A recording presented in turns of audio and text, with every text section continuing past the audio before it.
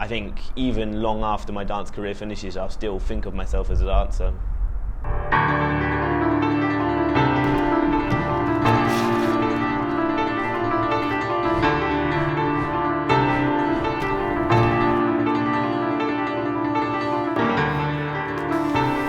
I'm Alfie. I'm 22 and I'm a professional ballet dancer.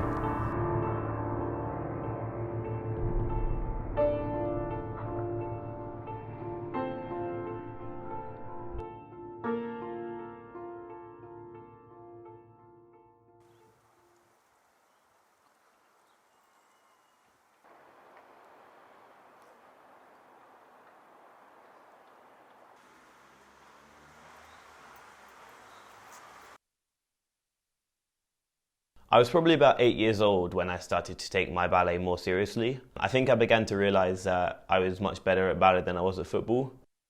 I remember I actually started with tap dancing. I think I just wanted to make loads of noise. And my teacher saw my flexibility and how naturally I turned.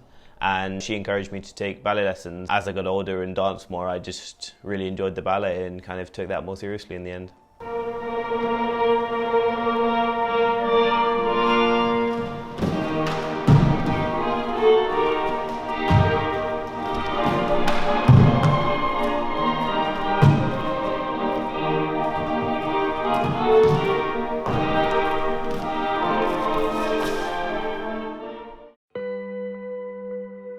Luckily, my parents are incredibly supportive and have always been supportive of me and my brother and sister in everything we've tried to do, and ballet was absolutely no different.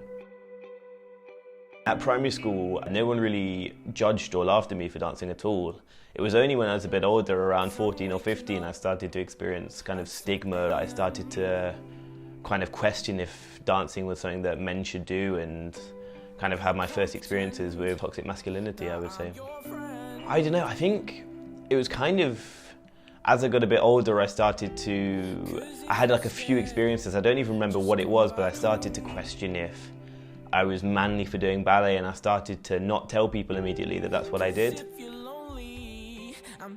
Well, I think he's a great friend, he's always helpful, he helps me out in many, many ways.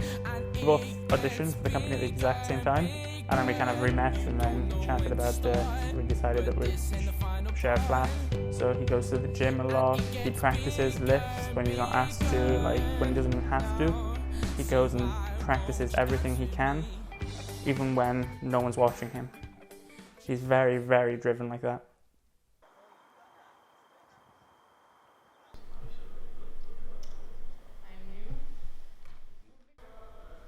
Kind of annoying though. We can use the studio, so no problem. What do I think of Alfie as a friend? He's nice, he's very prestative. I told you, no? He respects everybody, he talks to everybody, he doesn't have he doesn't judge people before he met them. He talks to everyone. Don't use that. He is very passionate, he puts his soul in every role he does. He doesn't like hold anything back, and in each rehearsal you can see the improvement, and he takes corrections, and he goes on stage we can see like all the work, and we can really see the character, not only the dance.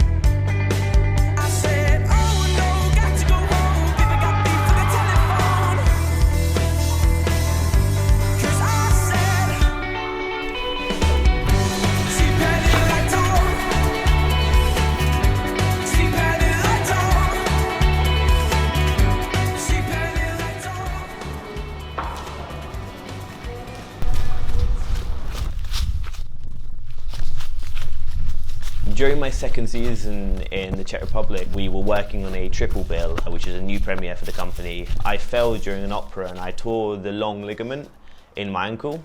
At first I kind of kidded myself on the way to the hospital, and after first seeing the doctor I kind of spoke to some friends and they really tried to like keep my morale high. And I kind of had this idea that I was going to have a really speedy 1 month recovery and be back in time to kind of continue as if it never happened. And I ended up kind of impacting other parts of the ankle even more. So it kind of took a really long time to heal and didn't heal as anyone expected. And then in the UK, I started to look for other opportunities and things started coming up and fell through. And I found myself in kind of a rut. I was living at home with my parents, which is something I hadn't done since I was 11 years old. I was just working and I wasn't dancing and I wasn't training enough, and I ended up just kind of focusing on my day-to-day life, and before I knew it I was out of shape and out of practice and overworked really. There definitely reached a point in London where I started to realise that I wasn't recovering and I was still not where I wanted to be, and my physio kind of told me there wasn't a lot more she could do. But I think I started to doubt the physios and doubt everything, and I really started to consider kind of pursuing proper work in London rather than just the temporary jobs I had.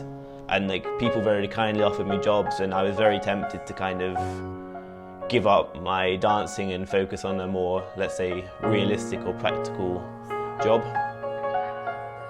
But after I started to apply for auditions, I got the email and it was one of the first emails I received inviting me for an audition. The only issue was that they wanted me to fly out in 2 days' time, and I obviously was working full time and I wasn't sure if I could like make it, but I spoke to my parents and they helped me find flights and said that I should just go for it. And I was incredibly nervous after over a year of not dancing full out and really pushing myself. To then come and be under the scrutiny of a panel was quite stressful, but I think I was just able to pull it out of the bag and I was able to get a contract here.